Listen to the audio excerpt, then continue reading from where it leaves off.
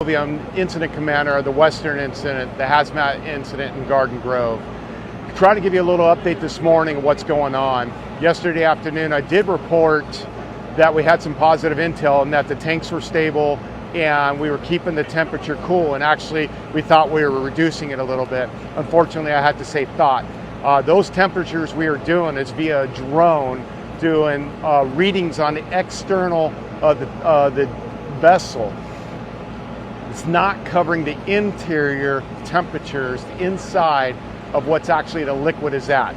But with that intel and working with the chemist from the emergency response team from the manufacturer, we made a call last night to go back offensive. We've been defensive this whole time out of life risk and our hazard of the explosion. Going back offensive, we did put people in harm's way last night with support of the chemist team, that emergency response team, and our members. We did put them back in harm's way last night with an attempt to go in and neutralize the additional tank, the 15,000 gallon tank.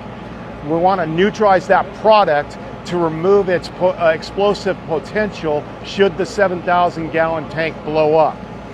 So when the members went in there, they were able to go see the gauge that's being covered by water. You can't see it from a distance, you can't see it from a drone. They were able to go in there and see the gauge and actually see what the internal temperature is of this tank that's having issues. Unfortunately, I do have to report that the temperature was 90 degrees. Yesterday morning, it was 77 degrees when we backed out. It's been averaging about a degree an hour increasing. So that's the bad news. Unfortunately, I have to share with you. There's some thoughts here. So we still have the two plans, right, that we were handed this incident off to us. Does it rupture and spill, or does it blow up? Right now, one of the concepts we're thinking about is because of the heavy deluge of water and cooling it, we're allowing it to cure at a slower rate and reducing its overpressure building. It's one of the thoughts. So like an ice cube that freezes from the outside in, this stuff cures, it heats up and cures from the outside in. While it's doing that process, it's building that pressure.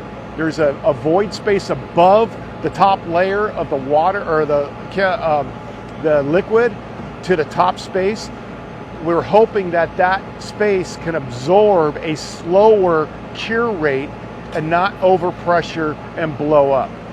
So that's the third option. We're optimistic and we're trying to look into validate, get some technology in there that can validate our thoughts, do some additional research. In addition to that, we're bringing people in from all over the country, talking to people all over the place, trying to come up with additional options. Letting this thing just fail and blow up is unacceptable to us. Our goal is to find something and not allow that happen, not let it damage our community, not let it damage our environment.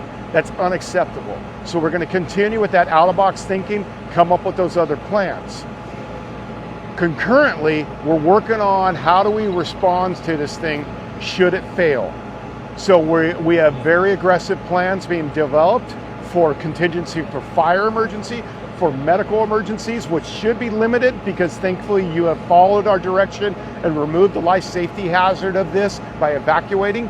The only life safety hazard now is our firefighters and our police officers and that chemistry team going down range. That eliminates a big part of this problem. And the last thing we're doing is we're preparing for the tank to fail and spill the liquid all over the place. We're going to try to establish some diking and damming and divert it to a spot that could be a holding area. There's a trailer offloading spot, if you're familiar with that, at commercial buildings. It kind of goes downgrade. We're looking for places that we can push this fluid should it fail and try to prevent it from getting into our storm drains, our river channels, and ultimately into the ocean, doing an environmental disaster. So that's today's update. I hope this helps you. I know you're out of your houses. I know there's a lot of anxiety over this. I just need you to understand, we are not giving up. We are not accepting the fact that we just let this thing fail. We're going to try to find a solution. We're working 24 hours a day to do it. We had members downrange last night at 4 in the morning. We're going to do everything we can to mitigate this, protect your residences, protect our environment, and get you back home.